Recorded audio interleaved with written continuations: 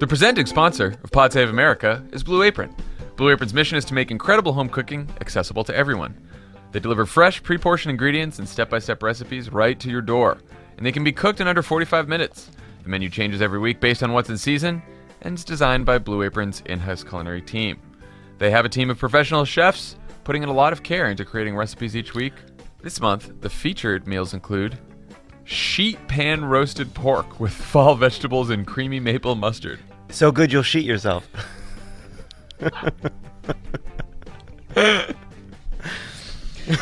Creamy tomato pasta with mushrooms and collard greens.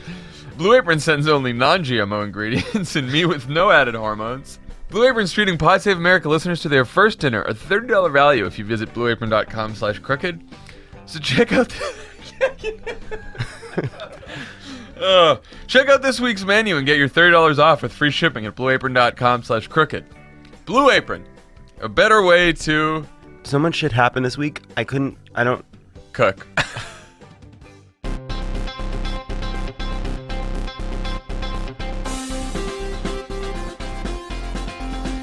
Welcome to Pod Save America. I'm Jon Favreau. I'm Dan Pfeiffer. Today on the pod, we will have the interview that Ira Madison and I did at our Santa Barbara show with actor and activist Jesse Williams. Also, thanks everyone who came out this weekend to see us. And, Dan, tickets are on sale now for our 2018 tour dates. Very exciting. They are going fast, people. Get them. They're going fast. Ones that are coming up soon, the Dolby Theater right here in Los Angeles, where they have the Oscars. That's going to be exciting. That's in early February. We're going to do one in LA before we head out on the road again. We're going to be in Europe in January. So there's a couple dates there. And then in February, we got Vegas and Phoenix and Denver. Denver is going really fast, but plenty of tickets to Vegas and Phoenix left. So anyway, go check it out. It's crooked.com/events. You can check out all the tickets. Also, today is December 7th. Open enrollment for the Affordable Care Act ends on December 15th. So if you or someone you know wants to sign up for health insurance, please go check out healthcare.gov. Very affordable options this year. The good news is the pace for Affordable Care Act enrollment has surpassed other years, despite the Trump administration trying to sabotage it. And yet it's going to fall behind where we were in other years because they decided to cut the time for open enrollment in half, which is, pretty monstrous and stupid, if you ask me. Yeah. Because today's December 7th, it is also my mother's birthday. So happy birthday, Mom. Happy birthday, Mrs. Pfeiffer. Okay. We are recording this just moments after Democratic Senator Al Franken resigned in a speech on the Senate floor. He resigned after a seventh woman came forward on Wednesday and accused him of sexual misconduct. This time it was trying to forcibly kiss her in 2006. The other allegations ranged from forcible kissing to unwanted touching. Franken acknowledged general wrongdoing, but has denied some specifics. On the floor just now, he said, "Some of the allegations against me are simply not true. Others I remember quite differently." He also said, "Nothing I have done as a senator, nothing has brought dishonor on this institution," but he acknowledged that he cannot serve for the people of Minnesota effectively as senator while this ethics investigation goes on. Franken's resignation happened after the Politico story broke yesterday about the seventh accuser, and then Senator Kirsten Gillibrand called on him to resign. She was followed by other female Democratic senators, and then eventually the majority of the Senate Democrats, as well as the Democratic National Committee. Dan, what's your reaction to the Franken resignation? Well, I think it's the right thing to do. I am disturbed that Franken clearly believes he did nothing wrong. That was evident in the press conference that he gave a couple weeks ago, where he walked outside of his office and basically said, "I'm sorry, but I didn't do any of these things," it was like a forced apology. And then he was echoing what we hear from a lot. So I'd say two things. One, he clearly continues to deny the allegations. He does not believe the women. And if it was, and that, I think that is troubling. But at the end of the day, what matters is there was misconduct.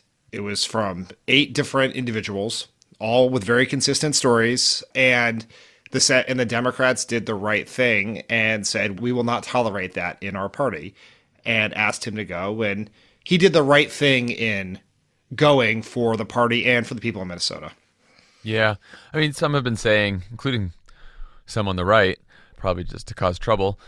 Some have said that he deserves due process and investigation, didn't get one, and you could argue that this sets a precedent for future incidents, including one where some right-wing Trump asshole like a Mike Chernovich falsifies an allegation or, gets an allegation falsified, which I think is a legitimate concern. But at the same time, like you just said, if we're saying believe all women, and that's a principle right now, which I believe it should be, then when 7 women, or I guess you just said 8, come out and have a similar story about sexual misconduct and, that Franken did a similar thing to all of them, which is grope them during pictures, then that's misconduct. And he did acknowledge general wrongdoing. And so, that's... I think it was the right thing for him to do, even as hard as this one was. I mean, I think we can acknowledge that the allegations against Franken were less severe than they were against Donald Trump or Roy Moore or John Conyers, another Democrat. It doesn't have to be partisan.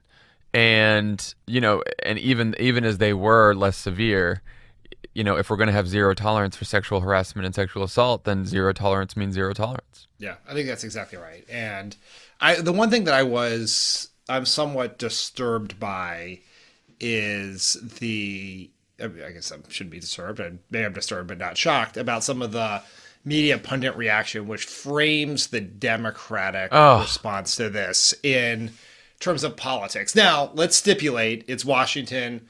Politics overhangs everything, right? You can't think about how Democrats respond to Franken without thinking about how the Democrats will handle the potential election of Roy Moore or the mere fact that Donald Trump continues to serve as president despite a long history of sexual misconduct, which we know because he's bragged about it on tape on multiple occasions.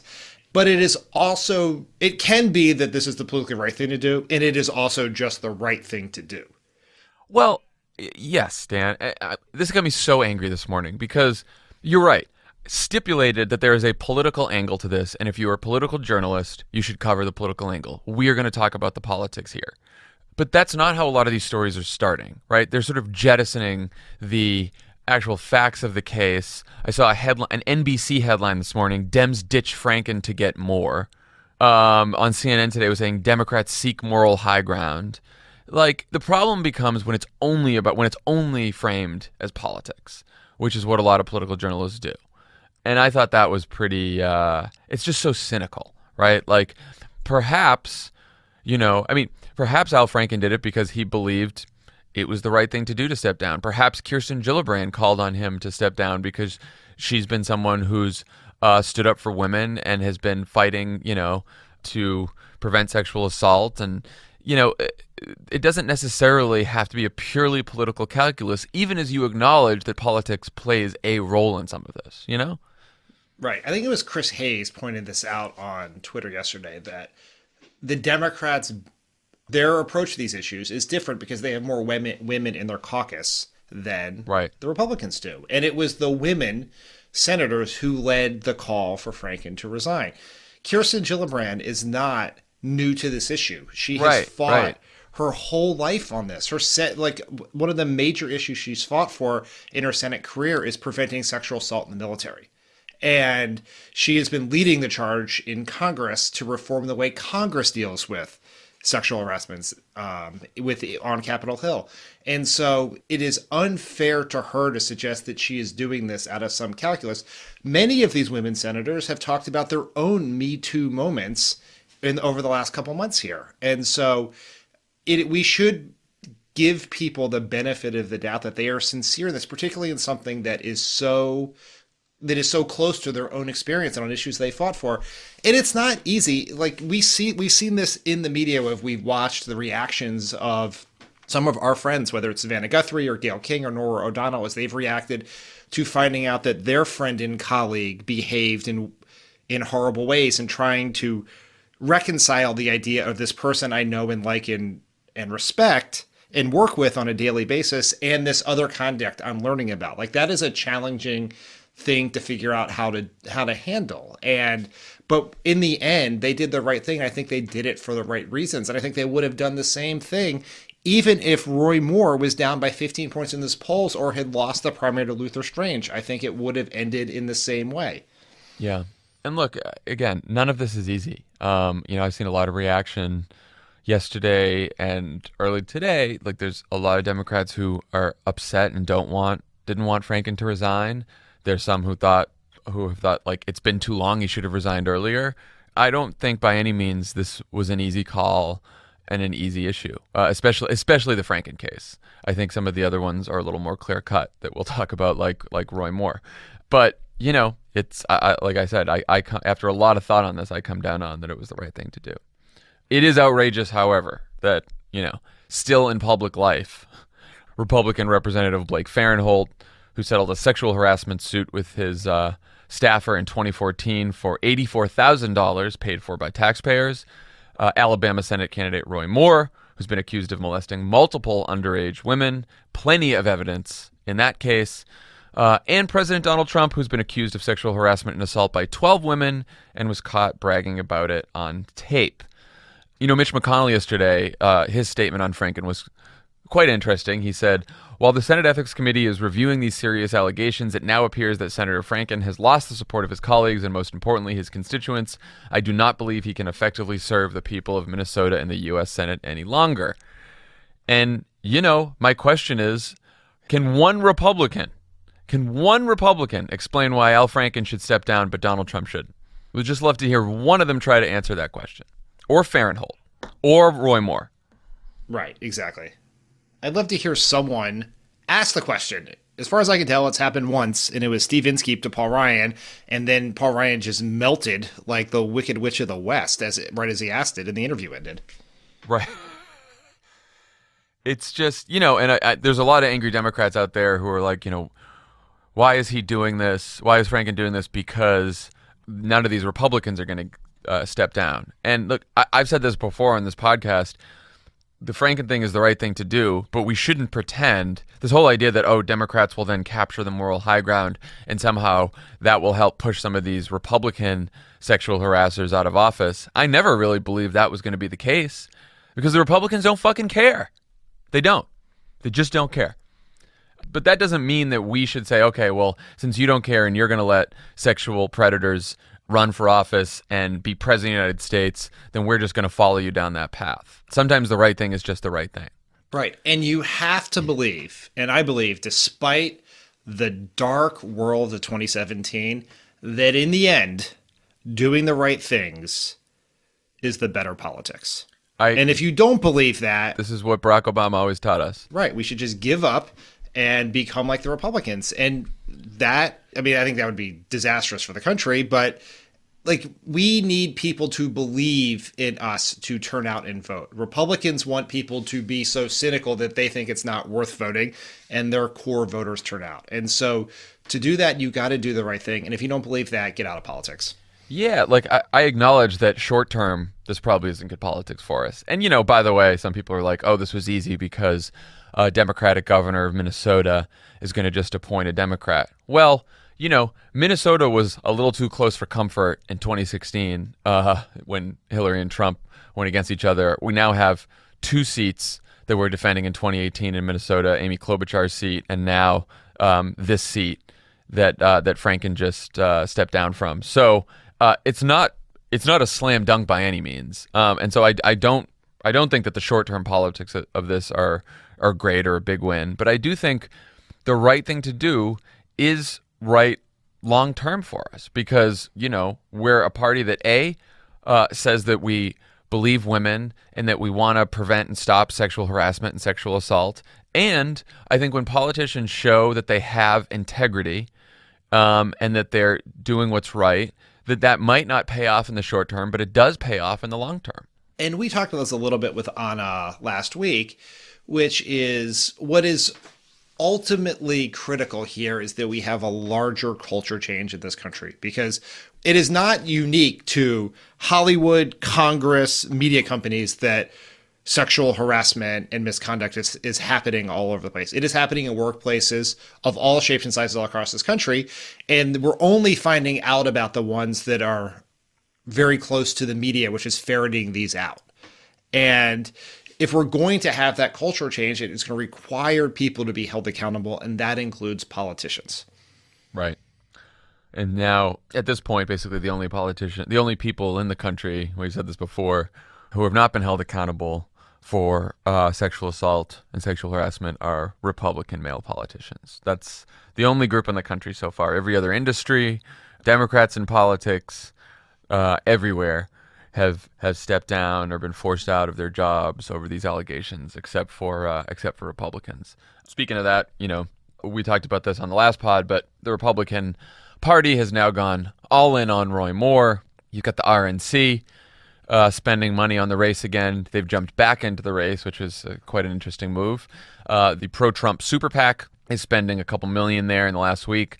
McConnell, who said that he believes Roy Moore's accusers, still think that the people of Alabama should decide, which is as cynical as you can get. Orrin Hatch, who, time for you to retire, buddy, who's out there saying, oh, yeah, well, these allegations happened years ago, as if there's a statute of limitations on that kind of shit. Unbelievable. And Trump is all in. So what do we think about this? Now, we should acknowledge that Jeff Flake, who's retiring, he sent a check to Doug Jones, tweeted that out. Mitt Romney, who's obviously not in office, he made a pretty strong statement about how the party shouldn't be connected to Roy Moore and that no Senate seat is worth that. Why aren't more Republicans donating to Jones?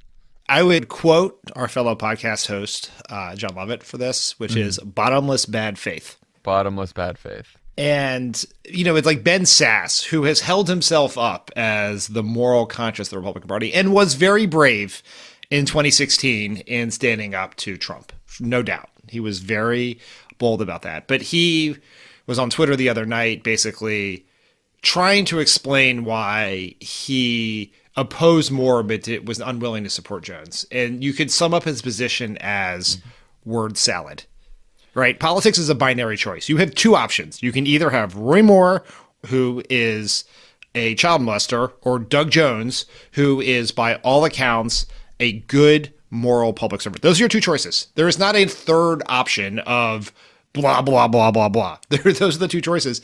And making a choice requires courage, and they are unwilling to have it because of politics. It's all it is. They are afraid that Steve Bannon is going to come to their state. They are afraid that Donald Trump is going to tweet about them. They're afraid the Roy Moore base, whatever the fuck that is, the pro-pedophilia wing of the party, will come after them. It's not the easiest thing in politics should be opposing a child molester, but they can't do it. And the overhang of this also is important is they are very afraid they're going to need Roy Moore's vote to pass this tax bill because they can only lose 2 votes, and they are in danger of not being able to fulfill the deal that they gave Susan Collins, which she agreed to vote for the tax bill last week. And so what it really comes down to is that a tax cut for the rich supporting child molester is preferable to a Democrat. That's which right. is a joke that if we had made about Republicans, we would have been lambasted for being unfair to them. It is impossible to be unfair to this Republican Party because every time you set the level of what would be below the belt, they go below it. Yeah, and we should just talk about this as an aside with this tax bill here. So goes to conference committee so that they can resolve the differences between the House and the Senate bill. But like you said, normally what happens is it goes to conference committee, they work out a new bill that's a combination of the House and the Senate bill, resolve the differences, and then the bill has to go back to pass the House one more time and to pass the Senate one more time. Now, some people have said, well, if they get in trouble here, basically the House can just pass the Senate bill without a conference committee, even though the House wants some changes. And in an emergency, the House can just do this and the differences aren't that big and it's fine and Republicans can get their tax cut. Well, maybe not anymore, because they are now realizing that as they were scribbling changes onto the bill at 1 a.m. when they were trying to pass this tax cut, They made a bit of a mistake. It was a $300 billion mistake. They basically, their whole purpose of the tax bill was to, give corporations, allow corporations to take advantage of certain deductions and lower taxes and what have you. We won't bore you with all the details, but basically, because we don't understand them. That's why. I tried last night. There's something about like it's very hard. Right now, the way it is drafted now, corporations can no longer use the research and development tax credit, which quite a few companies use.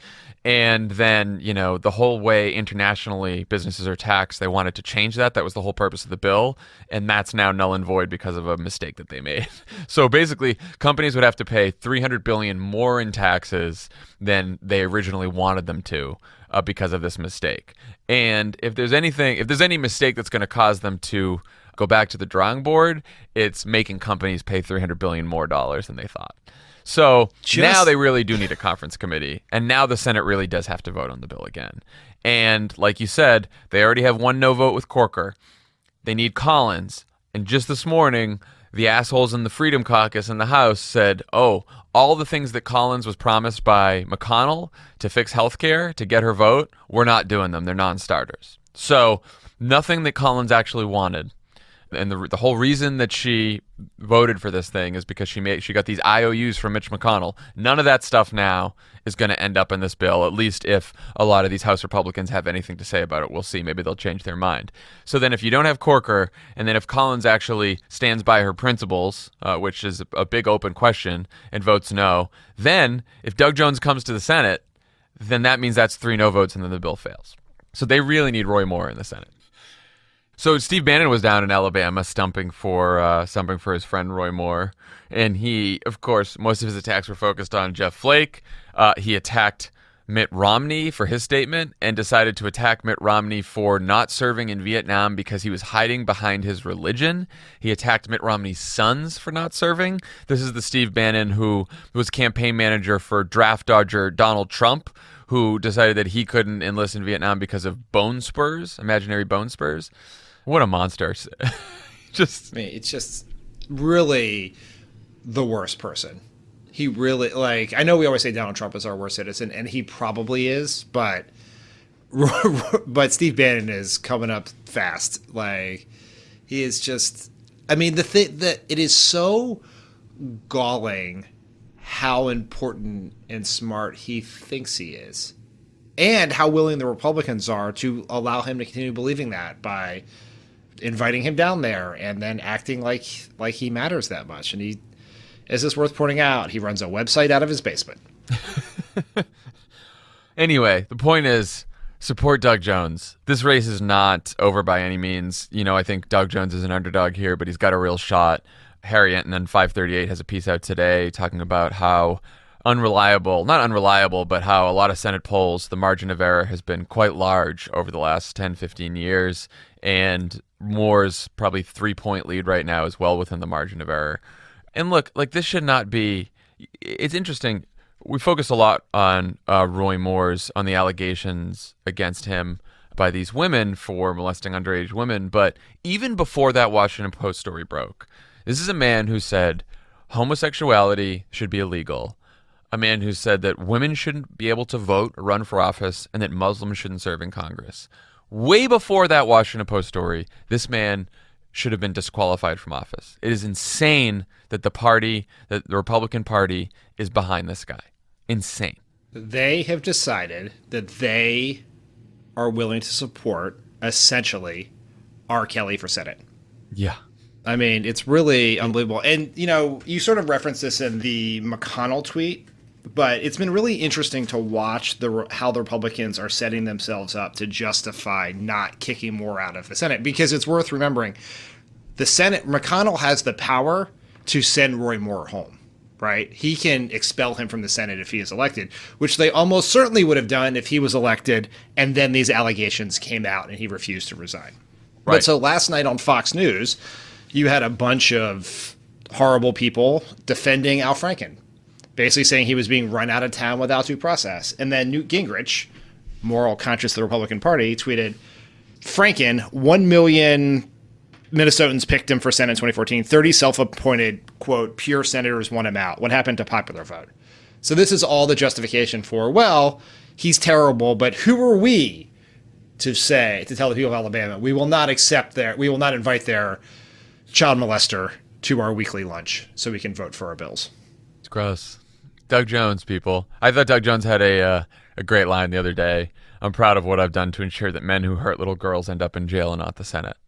Doug Jones, we talk a lot about Roy Moore on this pod, but Doug Jones is as good of a candidate and as good of a Democrat and as good of a human being as you can find. This is a man who prosecuted KKK members who murdered little girls, and has had a long career on being tough on crime, and he's a good Democrat, and we should send him to the United States Senate. The people of Alabama should. So donate to Doug Jones, and hopefully he can pull it through. Okay, when we come back, we're going to have Tommy Vietor on to talk about the Trump administration's decision to declare Jerusalem the capital of Israel.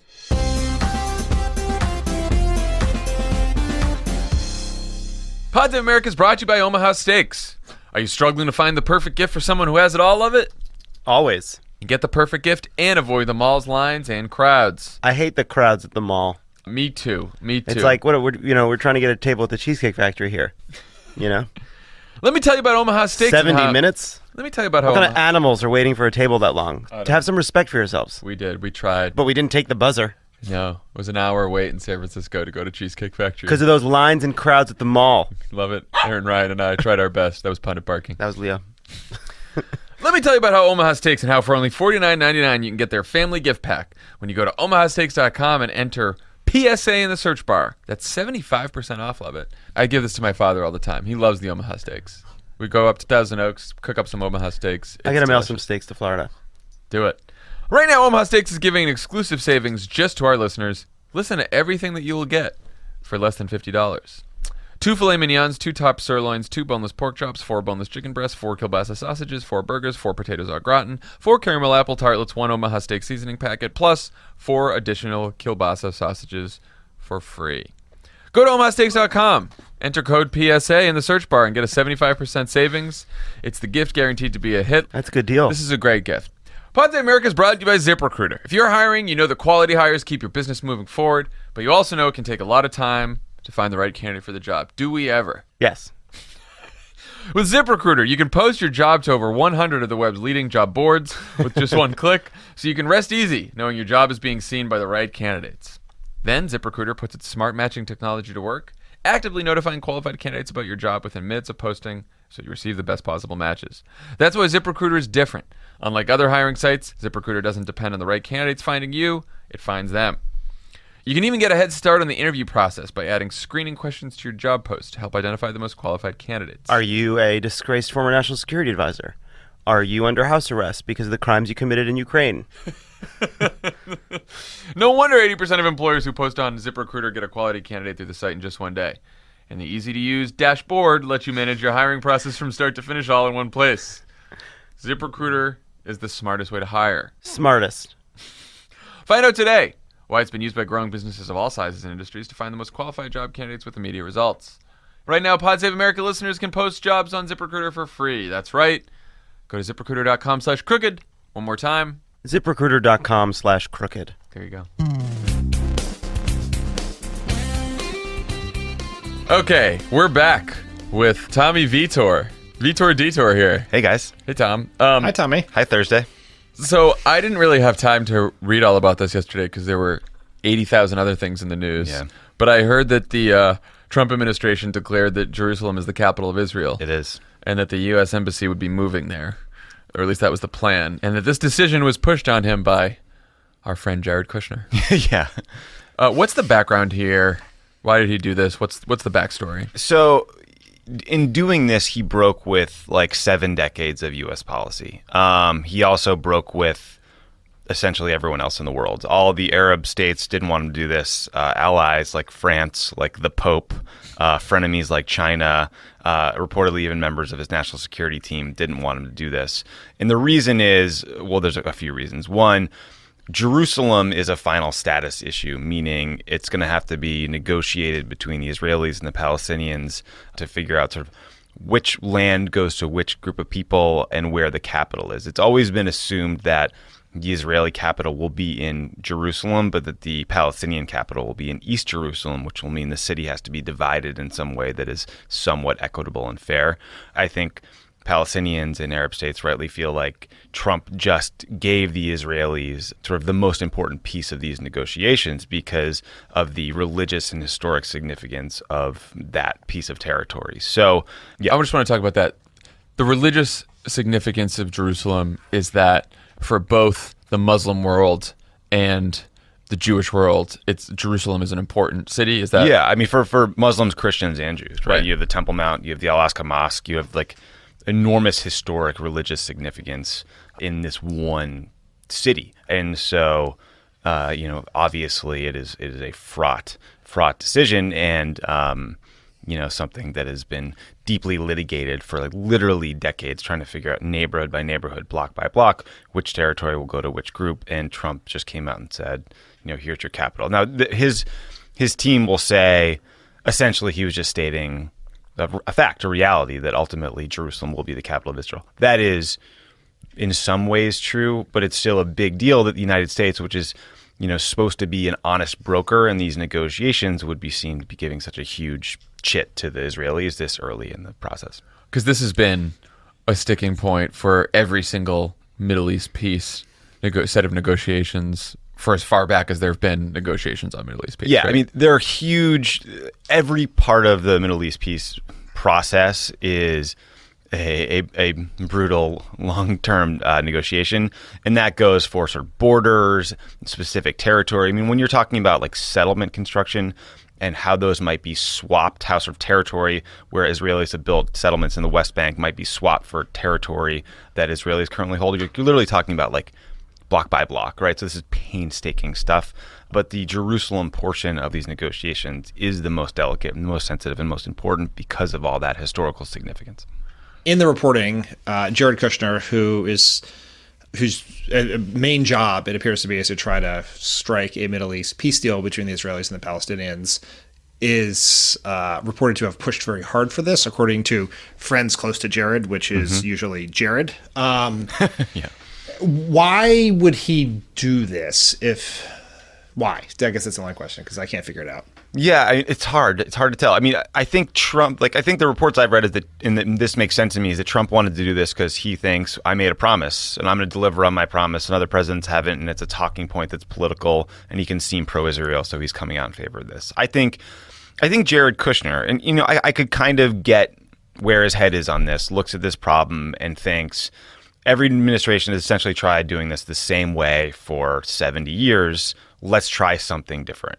I get that, but I do think that he's probably listening to his friends in Saudi Arabia. He's listening to the Israelis who have convinced him to try something new that I think will be viewed by almost the entire world as putting a thumb on the scale in a big way for the Israelis, and ultimately probably making getting to a peace agreement harder. Like, there is no peace process right now. There's no, that we know of publicly, there's no set of talks that are ongoing. There's no negotiations. There's no process. There's no nothing. Obama tried and we failed, not for lack of trying, but it's where we are. What are the consequences of this move, or what might be some of the consequences? So the near-term consequences are strong reaction in the Arab world in particular. You've got Hamas calling for a new intifada. You're seeing calls for a day of rage. You've seen protests on the streets sort of as we're talking in Gaza and in the West Bank, clashes between security forces and Israeli security forces and people. So that could get worse. They could flare up and then go away. There is a broader political consequence that it might sort of permanently kill any effort in negotiation. It might lead Arab states to withdraw their backing for any sort of U.S.-led peace process. So we don't really know yet. This, all these countries talk about the Palestinian issue and pay a lot of lip service because it lets them attack the Israelis. It's not clear to me how much sometimes the people who loudly decry the occupation actually care about the plight of the Palestinian people. So I don't know how far this will lead, but the State Department set up a 24-hour monitoring center to see if there's violence. So it's not good in the near term. So potential near-term violence and unrest, long-term potential collapse of the peace process. Right. And but hey, at least the Trump administration got a talking point. And then that's the frustrating thing. It's like, what did we get for this? Right. We gave the Israelis this huge negotiating chip, and it's not clear we got anything back. Like the best argument I've heard is that maybe down the road, because we gave them this piece now, we might be able to try to extract something hard. There's no evidence that Netanyahu is willing to make a tough decision. He certainly wasn't with Obama. Tommy, I think you might be giving the Trump administration too much credit. Yeah. Because they are going to get something. They're going to get Sheldon Adelson's millions of dollars in campaign donations, which he's the one who pushed for this. And so, like, you can tie this in some ways to what they did with the tax cut bill. There is a systematic approach to give a foot rub to every billionaire Republican donor who's been concerned about what's been happening in the administration to date. So the Kochs got their tax break, the hedge fund guys got their carried interest break, and Sheldon Adelson gets this policy priority of his. Yeah. You know, it's like the Washington Post had a piece that posted last night and today, and it was consistent in sort of after-action TikTok stories about Trump making big foreign policy decisions, where a whole bunch of people read out that it seemed like he doesn't really understand the underlying issue or the consequences or what's going surprising. on, and he's just making a political call. And, you know, here we are, politicizing the most delicate issue in all of U.S. foreign policy, you know, on a platter by Donald Trump. But you know what? Jared's had a tough time over the last couple of months, and he really needed a win. I read that in a few stories. Jared needed a win, guys. Yeah. He's maybe back in the good graces in the White House. Jared's back. Jared's back in the good graces. Well, thank you, Tommy. Sure. That was very helpful. Uplifting. We were hoping for some Russia news. There's really not a lot of Russia updates except for the Don Jr. met for 8 hours with the House Intelligence Committee yesterday, and then decided to cite attorney-client privilege when asked about a conversation he had with his father about Jr.'s meeting with several Russian spies who offered dirt on Hillary Clinton during the campaign. And apparently Jr. said there was an attorney in the room during the conversation, so he doesn't have to say anything. Yeah, Eric Trump invoked executive privilege because he works at a big company. So. This is so funny, guys. This is a joke I used to make all the time in the White House with Kathy Rumler. She was White House counsel. Is I would threaten to CC her on all my emails, so they would always be attorney-client privilege. She did not think that was a good idea and did not think it was funny that I made the joke. But I guess Donald Trump Jr. took it completely seriously and went for it. We also can't forget that Mike Flynn, coming right out of the inauguration, decided to text a business partner and tell him they were going to rip up the sanctions right away. And build a bunch of nuclear facilities all over the Middle East. It's like, if you guys had read that story aloud to me a year ago, I never would have believed it. I would have said it was ridiculous. He is the most corrupt motherfucker ever, maybe in this whole administration. He's so bad at it. He may not be the most corrupt, but he's certainly the most incompetent at being corrupt. Yeah, the incompetent and corrupt scale, he's definitely... Usually Intel guys like understand tradecraft and not leaving an electronic trail of your crimes.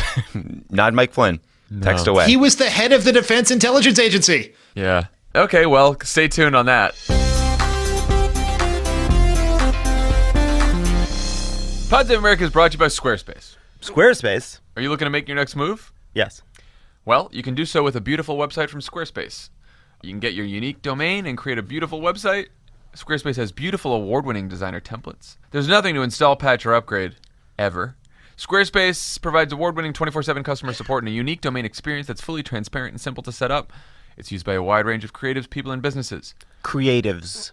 Musicians, designers, artists, restaurants. You know, the word podcasts. Creative and the word hipster are similar in that no one ever uses it to describe themselves. I'm a creative. No one ever says, I'm a hipster. Not ironic. People might say it ironically. Yeah, I mean, it's different in that creatives really do describe a class of people, but hipster is a stereotype, you know? Use offer code CROOKED for 10% off your first purchase of a website or a domain. I'm not a hipster. I have an internal experience, you know? I'm not your category. Pods of America is brought to you by the Cash App. The Cash App. You know the drill, guys. If it's not on your phone, put it on your phone. If it's not on your friend's phone, put it on your friend's phone. You put in the code PODSAVE. Do us a favor. Walk around your office today, walk around your home, wherever you are, and just start picking up people's phones and looking to see if they have the Cash App. If you're an identical twin, take your other twin's iPhone 10, use your face to unlock their phone, and then download the Cash App onto their phone. Okay. All you identical twins out there, give it a whirl. Anyway, if you download the Cash App, you get $5. $5 goes to World Central Kitchen. You got to use the code PODSAVE. You got to use the code PODSAVE. $5 goes to World Central Kitchen. Jose Andres is helping a lot of people in Puerto Rico, cooking meals for them.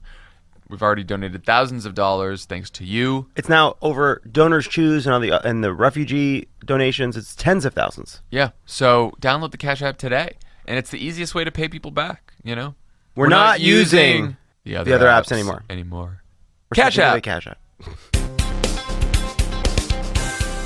You've seen him in The Butler, Brooklyn's Finest, and Grey's Anatomy. He is executive producer of the documentary Stay Woke, the Black Lives Matter movement, and the upcoming documentary Withdrawn Arms. He's also taking Silicon Valley by storm with the launch of his new app, Blebrity. Actor and activist Jesse Williams. Thanks for coming. What's up, everybody?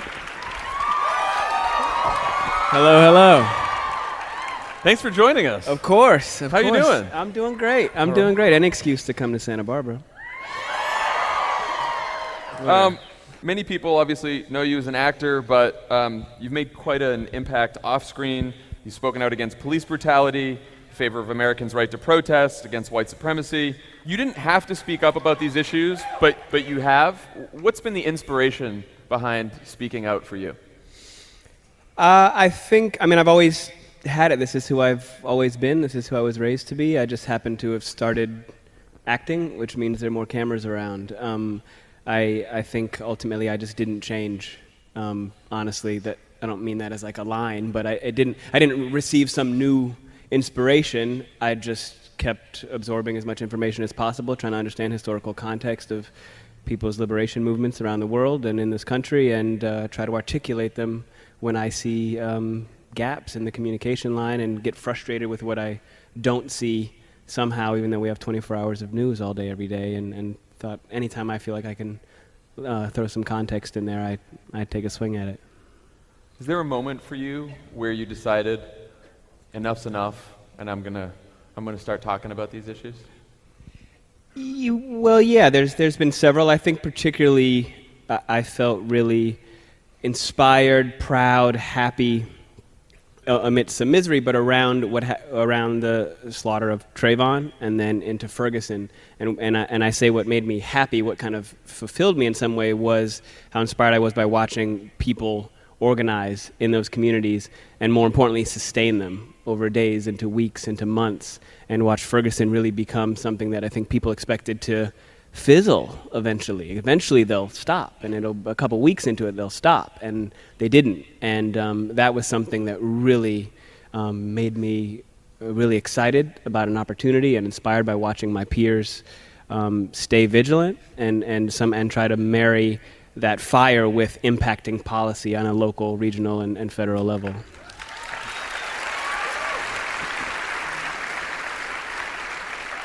Speaking of some of your peers, what's that sort of like, when you are an outspoken sort of actor and celebrity, navigating the spaces where, you may be working with people who aren't as outspoken? Do they ever have, are there moments where you find like teachable moments where you can, tell other people, if you would like to speak out, this is how you can speak out? Or do you ever find some people are like, I just don't want any part of that?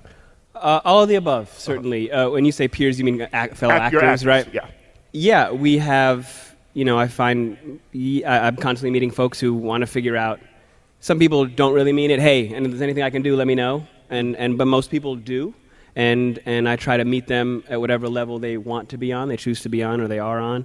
And that could be just one-on-one conversation, dialogue, pointing folks in the right direction for some reading or a way to kind of get their weight up, as it were, or pointing them in the direction of organizations that I'm a part of. I'm on the board of directors at the Advancement Project, which is a tremendous national advocacy organization, as well as like Sankofa, Harry Belafonte's organization, which is really built around connecting artists with activism and following in his footsteps. So trying to figuring out where exactly they want to find an entry point into the conversation, a word I actually hate nowadays, but into the actual work of it all. And, but I also am not somebody who believes that everybody needs to be doing what I'm doing, certainly, or that everybody has some innate responsibility that just because they're famous, they have to be out there fighting the good fight. I think that, some people just want to sing.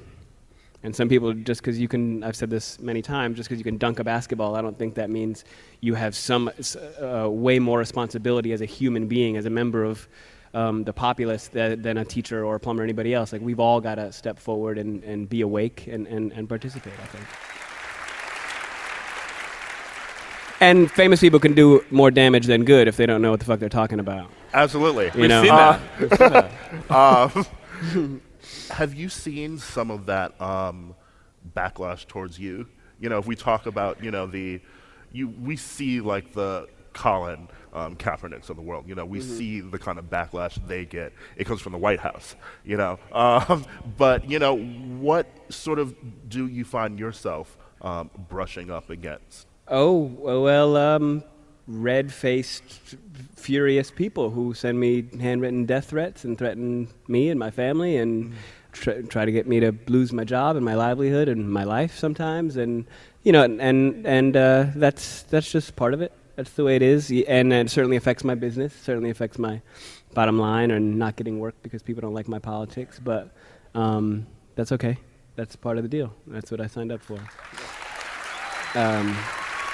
But I think we also need to be careful that, like, people often ask, about what's Hollywood? How's Hollywood reacting? How's white Hollywood reacting? And there's not really such a thing as Hollywood in my experience. There are really horrible trash people in that business making crap. There are brilliant, inspired, thinking, wonderful people making really incredible stuff, putting themselves at risk, pushing the limits, and finding new ways to use alternative forms of media. There is a lot of diversity within the business, is my point, and I don't view it as this monolithic kind of cloud hanging over me. Some people don't. We all make choices, and my life's work is not to be an actor. This business wasn't my dream. It's what I happen to be doing now. I'm fine without it. It's what it's not something that I'm clinging to in a way that is going to affect my choices to leave a legacy and kind of participate. What was that dream? Being a civil rights attorney was the only dream I had. Also football. I was going to be a football player. Okay. I didn't fill out. Okay.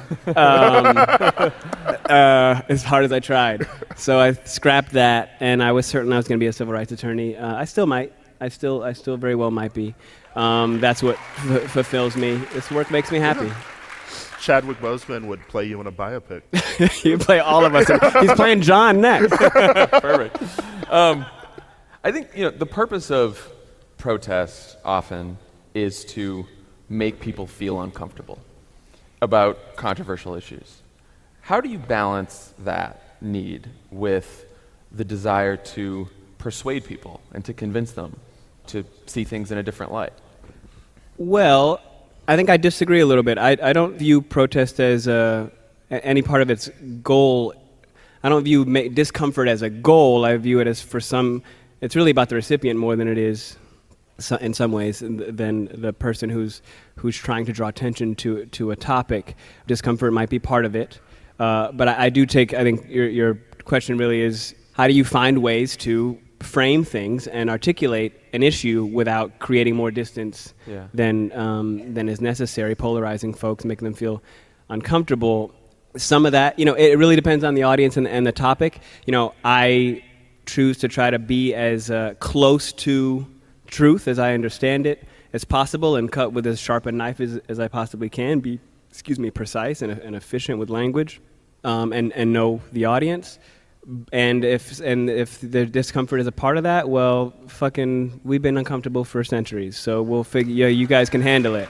I think that juggling, there is a very specific discomfort that really is the one that matters, because this is a white country, and there's this thing called white fragility, and you guys, we got to talk to you very carefully sometimes, and that's all good. And sometimes that is a push and pull and a dance. And I think that if you're coming from, like anything in a relationship that's personal or huge, if you're coming from a place of love, coming from a place of trying to draw things together, in an argument, if your goal is to meet in the middle, if your goal is to come together, that's so very different than if your goal is to get somebody, to win, or to keep going, or to get somebody to fuck off. It's different.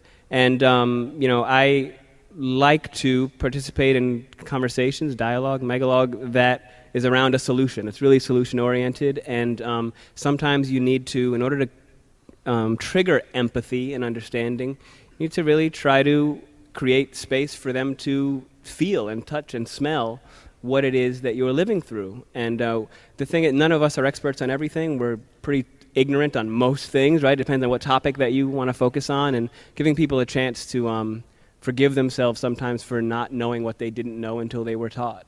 But also, that's got to meet curiosity. Where as you get older, like, you got to demonstrate a real curiosity about things. You got to ask and lean forward into some of these things so that you're a worthy student. Kind of got to earn being a student as much as just sitting there isn't enough. Yeah. So in addition to acting and producing, you've also become a tech entrepreneur. You've built several apps. Yeah. What made you decide to follow that path? A variety of reasons. My first foray, well, I guess my first entry into apps was with Question Bridge, Black Males. This really dope. Excuse me, I haven't had a beer in a while. I'm trying to be cool with the fellas, you know. But was this transmedia project we did around black male identity that opened at Sundance in 2012. We went around the country interviewing black men from all walks of life, putting a camera on them, kind of Brady Bunch style, just them in a frame, and asking them to look into the camera and ask a question of other black men that they feel detached from, whether that's socioeconomically, politically, generationally, geographically, religious, whatever. Just a question you've always wanted to ask other black men. So we collected all of these questions for men, and then turned the questions on them and had them answer some questions. And what we ended up with was 150 hours of black men having these really private, intimate conversations with other men they've never met before. And we put it up on these 10-foot pillars, 5 10-foot pillars in museums. It's now at the Smithsonian in D.C., the African-American Smithsonian and Brooklyn Museum.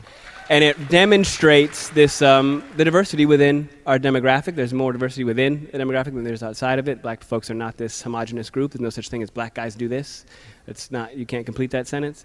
So that turned into an app where people can play around with it. So that was my first entry into kind of figuring out how technology and mobile devices can be used. Since we're all going to have our heads down and plugged into them anyway, how can they be used to kind of open things instead of close conversations? And then it turned in. Then I joined a team at Scholly, which is a really dope scholarship app. We simply connect students to the $100 million of unclaimed scholarships that exist every year. Wow. We've connected students to almost $100 million, over $80 million in scholarships for graduate school and undergraduate school. And then it's also fun. I think I realized, John, looking at social media, looking at how much blackness really drove trends, fashion, dialogue, conversation, the way people behave, move, and create in artistic spaces, and drove political conversations. Black Twitter driving like 7 of the top 10 trending topics per week. But we don't own any of it. We're not hired by any of those companies. We're not participating in the dialogue. We're just kind of swagging out other people's products. So we started Abroji, which was a way to use kind of GIFs and nuance and to add tone and texture to your conversations online, your mobile conversations, and try to be subversive in encouraging people to use black and brown and trans and LGBTQ bodies to express love and LOL and happiness and discomfort or whatever these reactions are. There wasn't to normalize blackness. We don't always have to be demonstrating or giving you a biopic of some hero or being slaves or experiencing some huge triumph. We can just be people. And so that was what that was about. And that's really fun. And then we have Celebrity, which is just a great fun game. It's a really fun kind of, I say parlor game, but I feel like I'm in the 30s when I say that. I feel like, what's a parlor? But it's like charades, but it just centers and normalizes black culture instead of all these other games that was always, watching. We were playing Celebrity, which is, you've got topics like music or movies or things that black moms say. And we also have a category for white folks invited to the cookout. You might want to take a look, see if you're on the list. But we were playing this with a bunch of friends, and we had 2 white friends that are good friends of ours that were playing. They sat at a different table, obviously. And I'm kidding. But we were playing and we were all having a great time. And when I noticed like they weren't answering anything. They didn't know the answers to this particular very black topic. Right. And I was like, wow, that's how we felt playing games our whole lives that don't have anything to do with us, don't include, you call it pop culture, but it's really white pop culture. Or like, it's like R&B, but only when white people do it. Like that kind of stuff. And so this was just something, this is just a fun game that we realized that we wanted to just kind of, what if we centered ourselves in the game? What if when we said pop culture, we included us? What if when we say music, we included us? What if when we list TV shows, it's not just Friends, Seinfeld, and Frasier? It's things that we also watch too. Those are some of my favorite shows. but it just includes us without it having to be a really big deal. That's great. And it's doing really great because people like to have fun. That's cool. Yeah. Well, before we let you go, You want to give it a go, don't we you? want to play a little game here as well. We have Jon Lovett, who's going to There host he it. is. Guys, all right. Now for a game called Bleberty. Here's how it works. He explained it. We're going to do our version of it, which is a political version of Bleberty. Don't worry, I see what you all people look like. Every answer is Omarosa. It's Omarosa or Blackish. Perfect. So we're going to play a political version of Bleberty right now. We're gonna put a minute on the clock, and we're gonna go through. We're gonna put something up on the screen, and one by one we're gonna play. I'm gonna go first, and we're just gonna rotate through as we get them. We'll hear a bell. Are you guys ready? We're ready. We're going to give you clues. You're giving me clues. I'm not Got gonna it. see the screen. Okay. Okay. And then if I get it, then we're gonna give Jesse clues, then Ira, etc. So we want to get you to say Elizabeth Warren. What is Trump called? Pocahontas. There you go. How dare you, by the way.